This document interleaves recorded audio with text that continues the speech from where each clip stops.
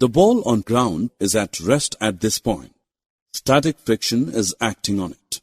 The frictional force that exists between the two surfaces so long as they are relatively at rest when an external force acts is called static friction. There is no actual movement of the body in static friction. In static friction, force of static friction is equal to the applied force.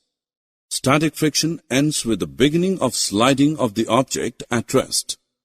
When we push the ball, it starts moving. The frictional force present when one body moves slowly or slides over another body is known as sliding friction. Once a body slides, the sliding friction is reduced a little. It is less than the static friction.